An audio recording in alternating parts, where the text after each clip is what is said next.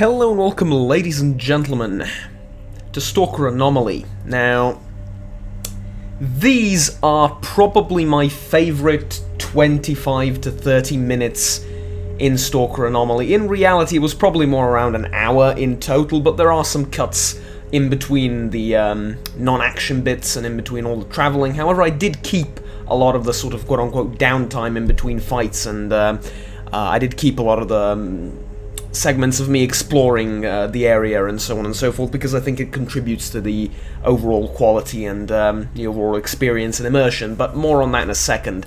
So what this video is essentially is it culminates with a gigantic, tense fight against Monolith, but everything in between is also important. So I'd like to talk to you a little bit about that and show you some Stalker gameplay in the background.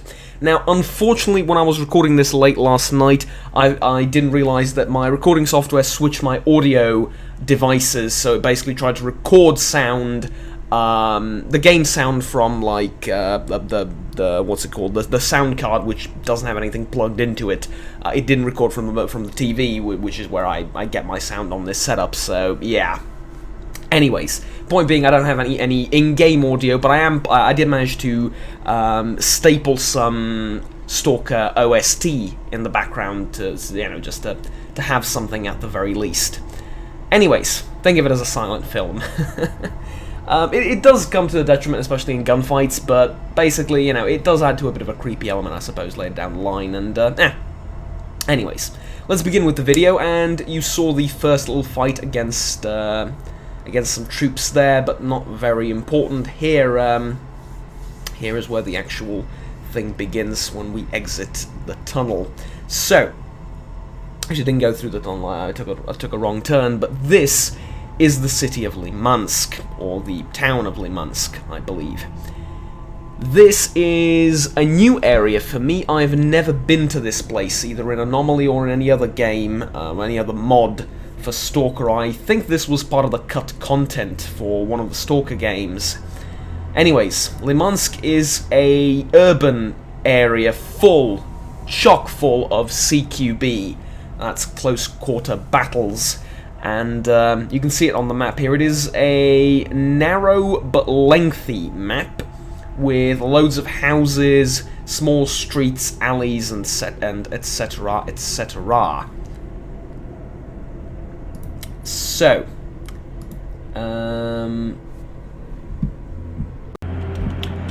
sorry about that. So, let's talk a little bit about what is actually so amazing about Limansk and why I've had so much fun and I've enjoyed this map so much. And I'm sort of gonna make passing references to Stalker 2, and yeah, I've made a video recently of like what I would like to see in Stalker 2.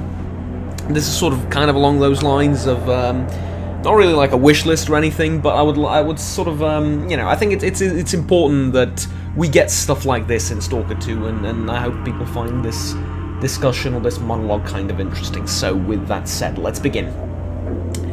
So first of all, the urban area is, again, like I said, very dense, lots of narrow streets. There's quite a bit of verticality to the map as well, meaning that even though this didn't really happen all that much up until the sort of culmination and then the final conflict, you do have to always be on the lookout for like balconies and windows and rooftops and stuff like that. You're never quite sure whether there's going to be someone up there or not, so it keeps you on edge, it keeps you tense, and the map varies quite a lot from other maps around the area. So if you take a look at like Jupiter, Agroprom, Zaton, stuff like that, those maps are usually fairly flat.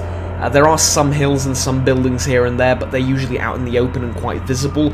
The map here very often gives you a sense of paranoia almost, and it has one factor that I think the Stalker games have done better than any other game on the market ever, basically, and that is the feeling of emptiness and the feeling of just nothingness.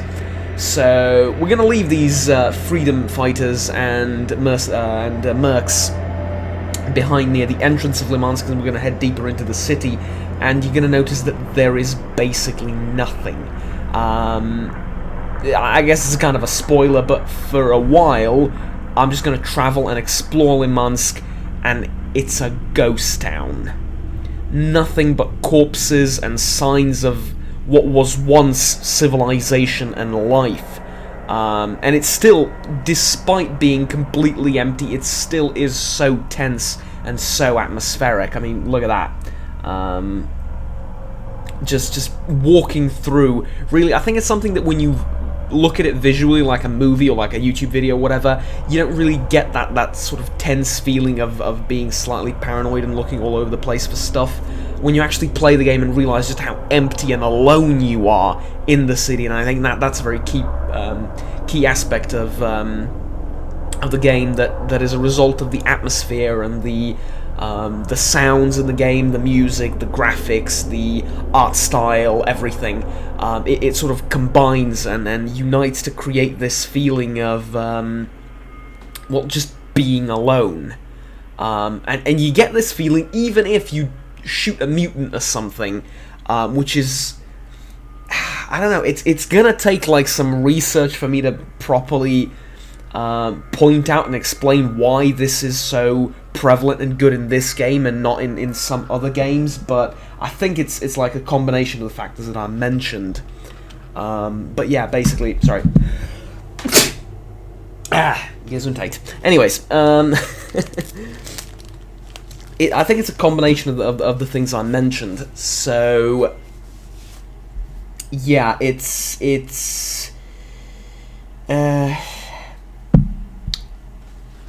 difficult to point out exactly how and why, but the feeling you get is unique and unlike anything else, anywhere else, really. So, with that said, it's the change of pace in Limansk that's also important, but I should probably say a little bit more about the city.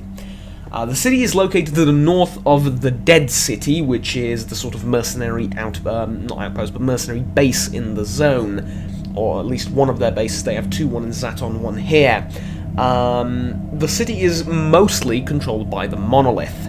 However, to the south of the city is where a sort of small freedom and mercenary outpost is, and there are ecologists roaming around the city occasionally searching for whatever ecologists search for in the zone.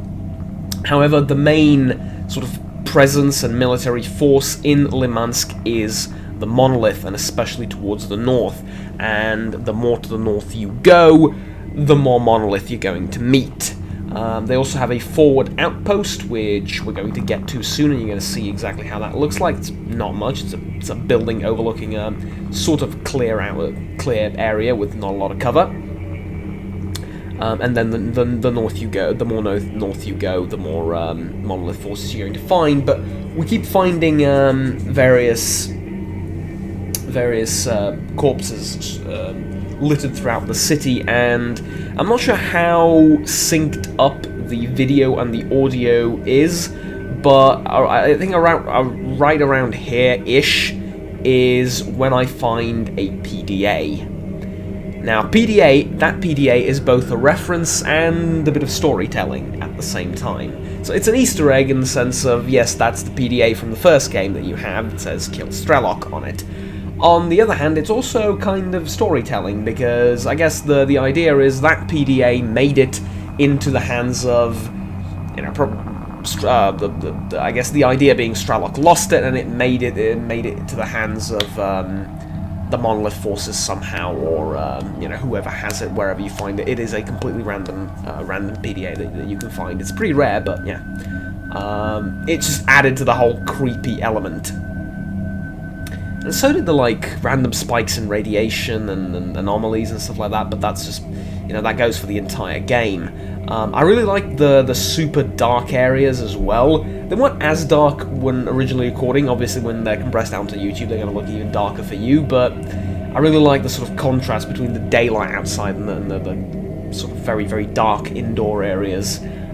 Quite creepy. But anyways, that's sort of the basic overview of Limansk. So you have these indoor areas that are pretty dark, you have these multiple story buildings and so on and so forth, and you have these sort of streets and alleys and stuff like that. It's kind of difficult to get to navigate, to be honest, because the map is very unique in its design. For example, you see a wall or a fence and you think, oh, that's the edge of the map, I can't go cross that. Well, it turns out you can, you just need to go around the fence somehow, or around the wall, or something along those lines. The map is like... often with these maps you think that it's more open because the walls of the map aren't so obvious. Here it's kind of the opposite. It gives you walls, but they're not actual walls. You can go around them, and thus it creates a feeling that the map is way more open, because whenever you see like a fence that looks like a border of the city or border of the map fence, it actually isn't, and you can go either around it or through it somehow, which is sort of like an inverse way of creating this feeling, which is really, really cool, and I haven't really seen that anywhere else from a design perspective. But with that said, we are approaching slowly the time where I'm going to be facing off against a substantial number of enemies, and I won't be narrating the fight like I'm there. I'm just going to let it play out and let you see how it happened, because Stalker is never really a sort of intense gun-ho type of game, unless you're being chased by bloodsuckers, in which case, yes, spray and pray by all means, but it's much more tactical, much more slow. But anyways, so I'm not going to like put on a face and narrate it or anything. However, I do want to talk to you a little bit about the equipment I have. So this is fairly early on in the game, however, the mercenaries do get a bit of a head start. They start with some fairly decent NATO weaponry, and some fairly decent attachments as well. So, as a result, I have some 5.56, I think, ammunition with in two varieties. Sorry, both FMJ and AP. So that, along with my basic carbine here and half-broken pistol, is all I've got, but I do have a decent bit of ammunition. Body armor is just the typical starting mercenary kit, and that's more or less it. I do have some decent medical supplies in terms of bandages and first aid kits, so I'm not exactly feeling confident going up against squads of enemies, but I can fend for myself against human targets. Mutants are still a problem. I don't have a shotgun, I don't have a sniper rifle, but against humans, yes, it is. I can put up a fairly good fight when outnumbered, which, yeah, no spoilers yet, but we're gonna be outnumbered anyway. I mean, I'm alone exploring Limansk. Wouldn't be much of a video if I'm not outnumbered, would it? How much exactly, though, we will have to wait and see. And I think also the reason I could have skipped a lot of this, of me just exploring this frontier outpost or looking for stashes or searching the bodies, finding just a couple of rounds in a jeep, or finding just a couple of pistol rounds in a jeep or whatever. But this sort of scavenging adds to the hardcore nature of the game, adds to the immersion, adds to the seriousness of the fighting. What I mean is, if you could just go teleporting from one combat zone to the next, the combat itself wouldn't be all that important, wouldn't be all that influential, and the reason the combat is so exciting is because not only is it difficult and very lethal, you can get killed very easily from, you know, either from simple bullets or from grenades or from getting outflanked or whatever. You die very quickly in the game, but not only is that the problem, but also you do need to pay attention to what I like to call combat resource management, right? You only have a limited amount of ammo you can buy, and only a limited amount of ammo you can carry, because that stuff tends to weigh, right? And when using ammunition, when using your rifle, when taking fire, you also need to bear in mind that this will cost, right? Buy the ammunition, repair the rifle, repair the armor after the fight. All of these things will cost money, will cost valuable resources. If you get shot, you're going to need to treat those wounds. That will cost medical supplies as well, which you need to either find or buy. All of these things make it so you really don't want to go gun-ho, obviously, but you really want to, like, make sure you do as best as you can in the fights themselves. Because if you think about it, it's not enough to just kill the enemy. You need to kill the enemy in such a way that you don't suffer or you're not set back by the actual fight. But also, it serves to show one very, very important aspect of Stalker that is not for everyone. Matter of fact, I would argue that it is not for the... How do I put this? I don't think the majority of people like this. The majority of gamers, or the majority of the gaming community like this. I think the majority of the gaming community would prefer a more evenly paced game. Which is not to say that's good or bad or anything, that's just personal preference, right? But one thing that's very niche to Stalker, and especially to Stalker Anomaly, is how quickly things go from 0 to 100, right? So I've kept the sort of previous 15, 20 minutes, however much of the video, up until now to show you that, yes, there was nothing in the city, because the whole life in the zone is simulated through a mod called A-Life. Nothing is stationary, everything's always simulated and moving. People are having fights even if you're not in the zone, or if you're not in the area, and so on and so forth. A lot of these fights already happened when I was here. There was a conflict, there were conflicts with the ecologists, with Monolith and the mercenaries and Freedom and so on and so forth, but you know, the city was empty, or the town, I'm thinking it's a town. The town was empty up until me reaching the north here, and obviously there was some fighting at the start as well, but despite going through a storm and going through all those empty buildings and stuff, where honestly it's not boring because it's tense, but it gets pretty monotonous and uninteresting, and it does keep the atmosphere, it does keep you interested if you're immersed into the game, but there's not a lot going on. It's sort of almost peaceful, but it does keep you on edge. From that, we go to about 10, 15, 20, doesn't matter, minutes of an intense firefight, of a ludicrously intense firefight, and I have to be perfectly honest with you here, I didn't actually record the entire firefight because there were, you're going to notice a couple of times here where I cut the video thinking that the fight is over, but in reality there's another squad coming in to reinforce, and I have to fight them, and so on and so forth. In total, the fight itself took like, not the actual shooting bit, but the fight as a whole took probably around 40 minutes, which again is a feature of Stalker Anomaly, less so of vanilla Stalker games, but more so of the hardcore mods for Stalker, that attacking a fortified enemy position or an enemy base or something along those lines is gonna take time, right? Doesn't matter if you have the best equipment on Earth, or in the zone rather, it's gonna take time, right? And especially in Anomaly, where even on sort of more noob-friendly and easier difficulties, and with easier progression and more player protection and so on and so forth, you're still incredibly fragile, and you can still die incredibly quickly. So, yeah. Anyways, get used to these scenes, get used to that bus and these sort of corners here, because yeah, this is where the majority of the fighting is going to happen. There's not going to be any jumping around, there's not going to be any jetpacks or large explosions or whatever. It's going to be cold, tactical, who has more patience, who blinks first type of fighting, because this is Stalker, right? Anyways, yeah, it's an extremely, extremely difficult fight.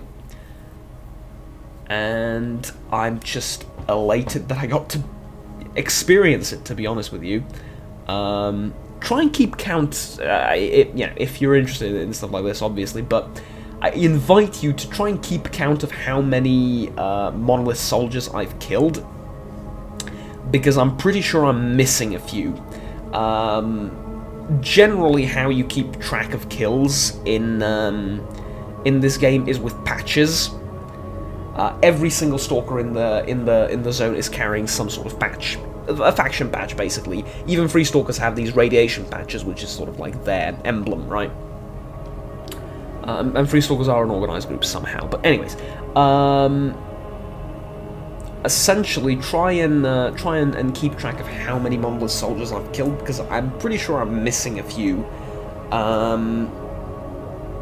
by the end of it, because I've collected all the patches, and I believe that there were a few bodies that despawned, potentially, maybe. But anyways, there is, I think, a limit of like 30-something corpses that can be in a territory at any given time, or around you at any given time, so, yeah, who knows. Anyways, as we continue and as we progress into the fight, I start running low on ammo, which is, sorry,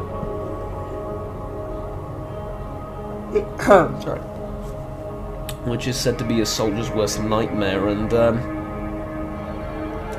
honestly, there are worse things, but it's pretty high up there. I was trying, like, for the whole fight, I was trying to conserve ammo, but there are points where you just need to lay down some suppressing fire. Basically, for the entire fight, I'm in single fire mode.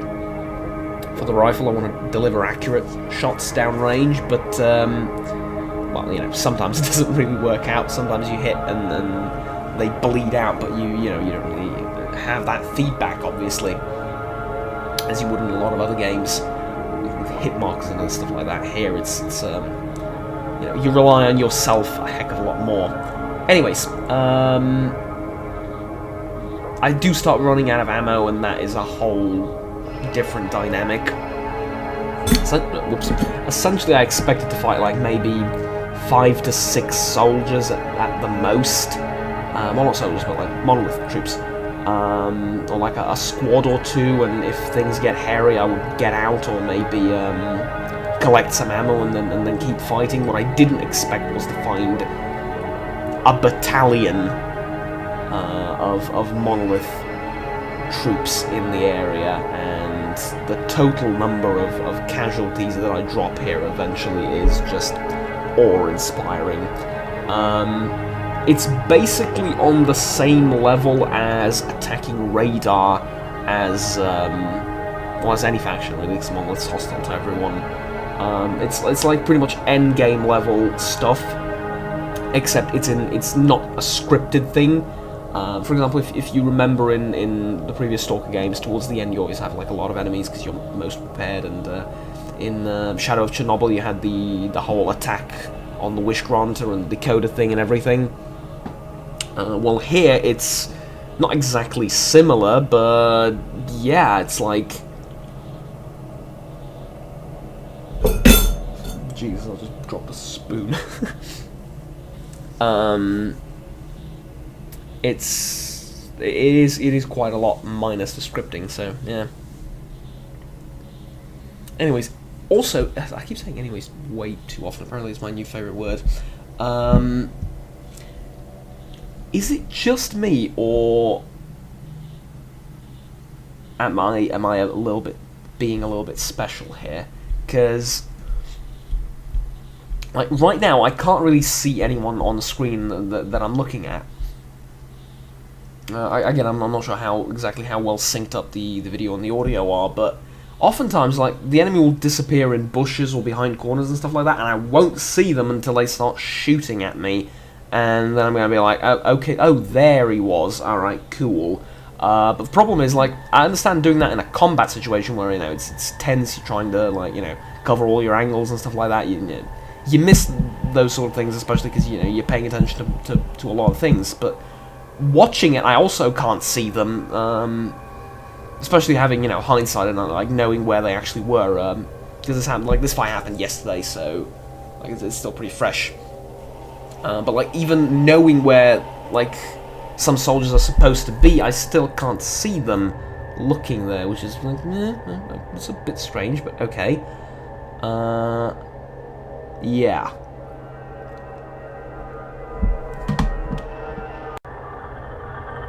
But, be that as it may, not that it's all that relevant, I think the most defeating, well, not really defeating, but probably the most,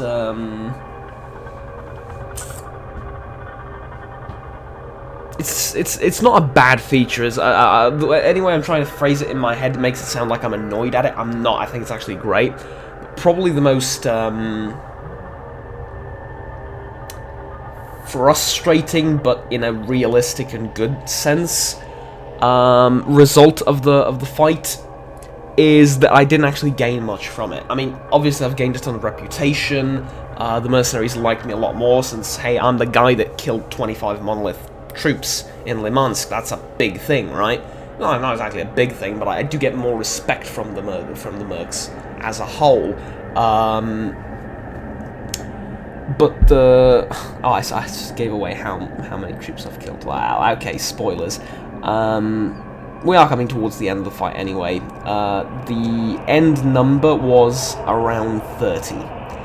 So, I think I collected 28, 29 faction patches, something along those lines. But I think there was...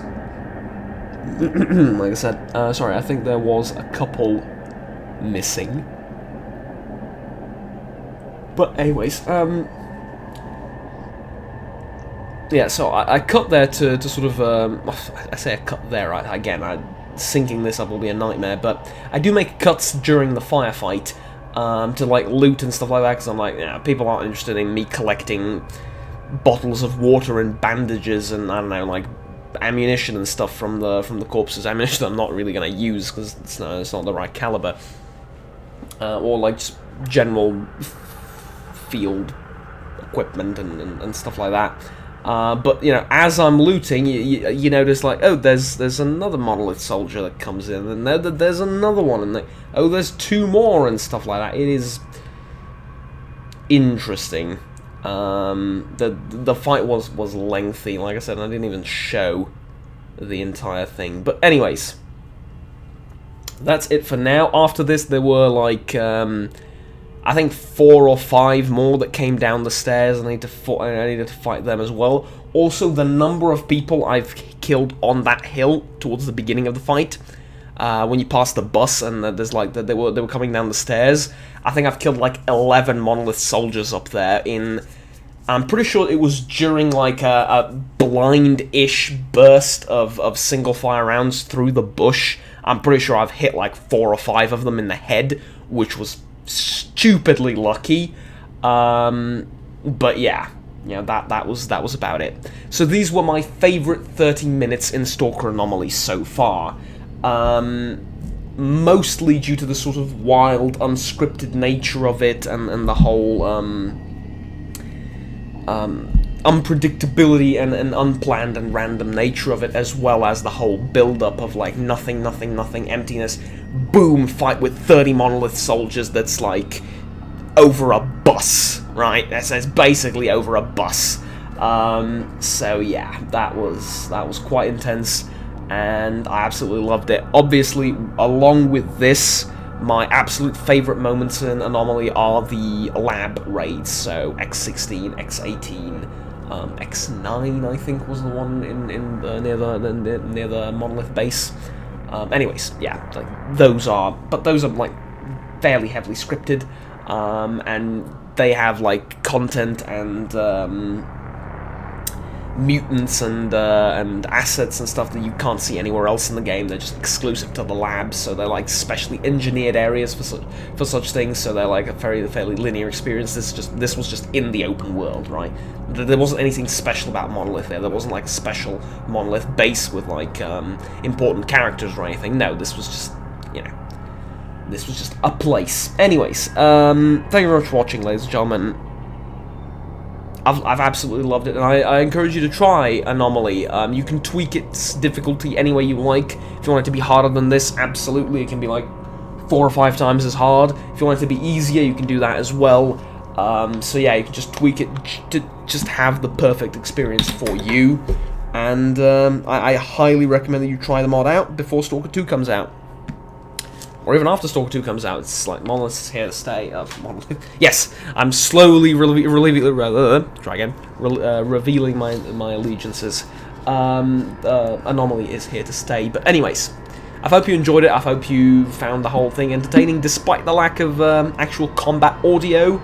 I think that would have helped the whole video a ton, but unfortunately, like I said, recording software messed up, as it sometimes is known to do. But yeah, that's it for now. Thank you for watching. Like, subscribe down below if you enjoyed the video, and I'll stay tuned with the rest of the content I produce on the channel. Until then, have fun, take care, and bye-bye.